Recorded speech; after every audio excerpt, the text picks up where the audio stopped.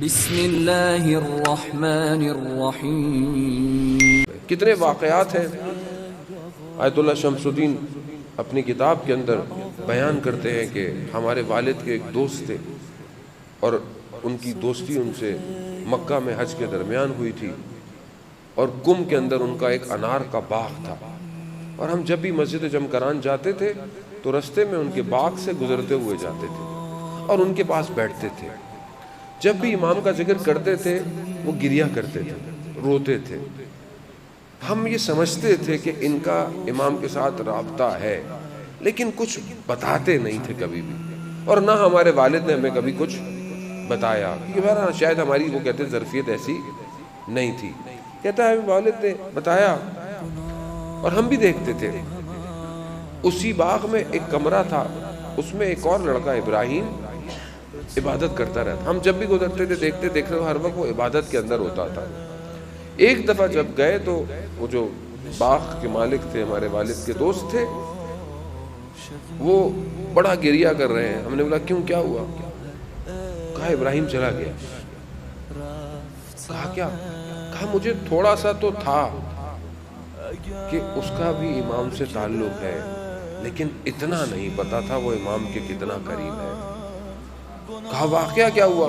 کہا ایک دن یہ آیا اور کہا کہ مجھے تندور والے نے کچھ ایسے ہی پیسے ہدیہ کر دیے، تو میں جب لے کے نکلا تو امام آ گئے، اور امام نے کہا یہ پیسے واپس کر دو، تمہیں اگر پیسوں کی ضرورت ہے تو فلانے شخص کے پاس جایا کرو۔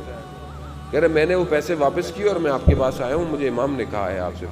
کہہ رہے میں نے اس کو پیسے دیے، میں نے کہا پتہ نہیں اسے امام ملے بھی ہیں کہ نہیں ملے، یہ معاملہ صحیح ہے۔ تو میں تندور والے کے پاس گیا اور اس نے بتایا ہاں ہم نے پیسے دیے، یہ پیسے پھینک کے چلا گیا۔ کہتا ہے ایک دن میں جب باغ آیا تو میں نے دیکھا یہ اپنا سامان سمیٹ رہا ہے، اور مجھے کہہ رہا ہے آپ کا بہت شکریہ، اتنے عرصے تک آپ نے مجھے برداشت کیا، مجھے موقع دیا۔ کہا کیوں، کہاں جا رہے ہو؟ کہتا ہے میں جا رہا ہوں، اب کبھی بھی آپ کو نظر نہیں آؤں گا۔ کہا کیوں؟ کہا مجھے امام نے اپنے پاس بلا لیا ہے۔ عام آدمی، عام شخص اپنی ڈیوٹی انجام دے رہا ہے، اخلاص اور خلوص، امام نے اٹھا لیا۔ امام کے ساتھ لوگ ہیں، ابھی بھی لوگ ہیں جو امام کے ساتھ ہوتے ہیں، اور عام لوگ ہیں، عام لوگ۔ وہ 313 تو جب امام آئیں گے تو وہ بھی تیار ہو رہے ہیں، ان میں سے کئیوں کے نام بھی موجود ہیں کہ وہ تو 313 جو ہے نا وہ بڑے، آپ سمجھ لیں کہ بڑے بڑے کمانڈر ہیں امام کے، ان کے نیچے ہزاروں کے لشکر ہے ہر اس کے پیچھے، اور ہر شخص نے اپنی ذمہ داری ادا کرنی ہے۔ لیکن ابھی بھی امام کے ساتھ کچھ دائرے ہیں جو امام کے ساتھ رہتے ہیں، امام کے کاموں کو انجام دیتے ہیں۔ کبھی زندگی میں آپ کو محسوس ہوا ہو، مجھے نہیں پتا، ہوتا ہے کہ آپ مشکل میں پھنسے ہو، آپ نے توسل کیا ہو، کوئی شخص آیا ہو آپ کو بچا کے چلا گیا ہو۔ ضروری نہیں ہر وقت وہ امام ہی ہو، وہ لوگ ہیں جو امام کے ساتھ ہوتے ہیں، امام ان کو بھیج دیتے ہیں جاؤ اس کی مشکل حل کرو۔ اس لیے ہمیں نہیں پتا نا کون امام کے ساتھ ہو سکتا۔ اب ہم کیا کریں ہم لوگ کہ ہم کسی قابل تو بنے، زندگی گزرتی جا رہی ہے، قبر آمادہ ہو رہی ہے۔ میں تو اپنی بات کروں گا، قبر سامنے تیار ہے انسان کی، انسان کو پتہ تھوڑی ہے ابھی مرے گا کل مرے گا۔ کیا کروں؟ زندگی ایسی ہی گزار دوں؟ کچھ ایسا نہ کروں کہ میری زندگی میں امام ہو، میری صبح شام میں امام ہو، میرے ہفتے میں ایک دن جمعے کا دن متوقع ظہور کا دن ہے، کیا میں جمعے کو امام کو یاد کرتا ہوں؟ کتنی دیر یاد کرتا ہوں؟ کتنے گھنٹے یاد کرتا ہوں؟ پھر میں زیارت وارثہ پڑھتا ہوں، زیارت عاشورہ پڑھتا ہوں، زیارتیں پڑھتا ہوں، اس میں کہتا ہوں یا لیتنی کنت معکم، اے کاش ہم آپ کے ساتھ ہوتے تو کامیاب ہو جاتے۔ تو آواز آئے گی کاش کیوں کہہ رہے ہو، امام تو ہے تمہارے ساتھ، کیوں نہیں امام کے ساتھ ہو جاتے؟ کیوں نہیں ہو جاتے؟ تو میرے دوستو کہاں ہے امام زندگی میں؟ یہ ہمیں خود فیصلہ کرنا ہے نا. میں نہ آپ کو کہہ سکتا ہوں، نہ آپ مجھے کہہ سکتے ہیں، نہ میں آپ کے اوقات سے واقف ہوں، نہ آپ میرے اوقات سے واقف ہیں. ہمارے استاد فاطمی نیا، یہ بہت بڑے عالم دین ہیں، آیت اللہ فاطمی نیا، وہ بیان کرتے ہیں کہ ایک گاؤں تھا، اس گاؤں میں ایک عالم دین رہتے تھے، ان کا انتقال ہو گیا. تو گاؤں والوں نے ان کے بیٹے کو اس باپ کی جگہ اس کو بنا دیا. اچھا وہ اتنا پڑھا لکھا تھا نہیں، بس تھوڑا بہت اس کو جو آتا تھا. وہ کئی عرصے تک عالم بن کے رہا. اچھا اپنی مرضی سے فتوے اور اپنی مرضی سے اس کو آتا ہی نہیں تھا. ایک دن اس نے آئینے میں کیا دیکھا کہ سفید بال آیا. تو اسے اندر سے آواز آئی کہ اب تمہاری عمر گھٹنے لگی ہے اور تم اتنے عرصے سے ان سب سے جھوٹ بولتے ہو، اپنی مرضی سے ان کی تعلیم کر رہے ہو. تو ایک دم اس کو جھٹکا لگا. اس نے توبہ کی، معافی مانگی خدا کی بارگاہ میں کہ مجھ سے غلطی ہو گئی، مجھے معاف. گیا ممبر پہ اور جا کر لوگوں کو سچ بتا دیا.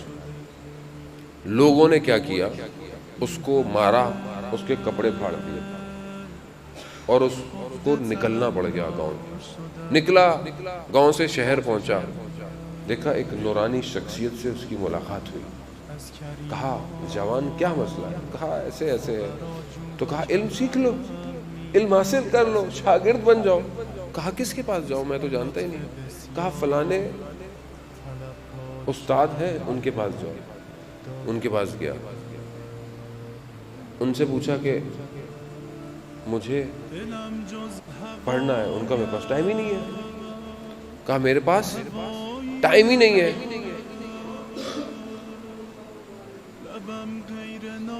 صلوات بھیجتے محمد وعلى محمد.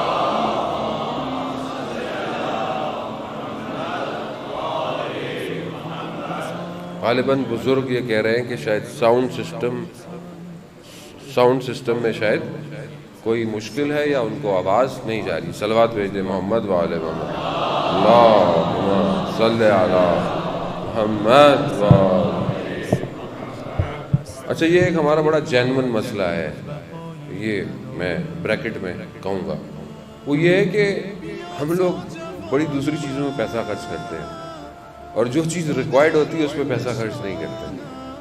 کیونکہ مجلس ہے، اسلام ہے، ساؤنڈ سسٹم جیسا بھی ہو. اور خدا نخواستہ یہ جو لوگ غلط کام کرتے ہیں ان کے ساؤنڈ سسٹم آپ دیکھیں کیسے ہوتے ہیں. کیونکہ دین کی اہمیت نہیں ہے نا. میں ان کو نہیں کہہ رہا خدا نخواستہ، میں ویسے جنرل بات کر رہا ہوں. دین کی اہمیت جب تک نہیں ہوگی آپ کام کو اتنا اچھا انجام نہیں دیں گے. دین تو سستا ہے، جو کہیں کچھ نہیں ہو رہا تو دین میں کر لو. پہلے زمانے میں ہوتا بھی یہی تھا نا کہ بچہ کسی کام کا نہیں ہے مدرسے میں بھیج دو. لیکن اب لوگ کہتے ہیں لے بھائی ابھی تو پڑھے لکھے مولوی آنا شروع ہو گئے. اب مشکل ہو گیا، واقعاً مشکل ہے. حوزہ ایکسیپٹ ہی نہیں کر رہا، حوزہ انٹرنیشنل ایکسیپٹ نہیں کر رہا. ماسٹر کی ڈگری لے کے چلے جائیں تو بھی انٹرویو لے رہا ہے آپ سے، دیکھ رہا ہے. کیونکہ سیٹیں نہیں ہے، جگہ نہیں ہے کم کے اندر. آپ کو پتہ ہے یہ پوزیشن ہو گئی ہے. کیوں؟ کیونکہ پوری دنیا اس نور کی طرف متوجہ ہو گئی جو کم سے نکل رہا ہے. اور کیسے نہ نکلے؟ یا فاطمہ اشفعی لنا فی الجنہ، اے فاطمہ جنت میں ہماری شفاعت کیجئے گا. یعنی شفاعت تو جنت میں جانے کے لیے ہوتی، جنت میں کون سی شفاعت ہے؟ کہا جنت میں بھی مقامات ہے، اگر اوپر جانا ہے تو اس معصومہ کم کی شفاعت کی ضرورت ہے. تو یہ ضروری ہے. بہرحال بریکٹ کلوز کر کر میں واپس وہیں آتا ہوں. وہ گیا، استاد نے منع کر دیا، واپس گیا. وہ پھر کہا کیا ہوا؟ کہا ان کے پاس وقت ہی نہیں ہے. تو کہا ان سے کہو کہ فلانی کلاس اور نماز کے درمیان میں جو وقت ہے نا اس میں پڑھائیں. چلے گئے. ان کا ہاں وقت ہے میرے پاس. پڑھانا شروع کر دیا. ایک دن گئے تو استاد کہتا ہے وہ کتاب نہیں مل رہی مجھے، تو آج کلاس نہیں ہوگی. واپس لے گا تو وہ پھر شخصیت مل گئی. کہا کیا ہوا؟ کہا کتاب نہیں مل رہی. کہا فلانے کتابوں کے ریک میں فلانی جگہ کتاب پڑی ہوئی ہے. پھر واپس گئے. اب وہ استاد تھا، وہ بھی عام آدمی تو نہیں تھا. اس نے کتاب دیکھی. کہا یہ کون شخص ہے جو میرے اوقات سے واقف ہے؟ جو میری کتابوں سے واقف ہے. تو استاد تھا، سمجھ گیا. کہا اب تمہاری ان سے ملاقات ہو تو ان سے کہنا کبھی ہمیں بھی زیارت کروا دے، کبھی ہمیں بھی زیارت کرا دے. اب وہ شاگرد کو نہیں پتا نا وہ کون ہے، کیونکہ جب تک امام نہ چاہیں کوئی پہچان نہیں سکتا ہو، کوئی نہیں پہچان سکتا. وہ امام نے اجازت نہیں دی. وہ گئے اور جا کر یہ کہا کہ استاد کہہ رہے ہیں کہ آپ ہمیں کب زیارت کروائیں گے. تو انہوں نے کہا اس سے کہو کہ ہم جب ضرورت ہوگی زیارت کروا دیں گے، لیکن ہم تم سے راضی ہیں،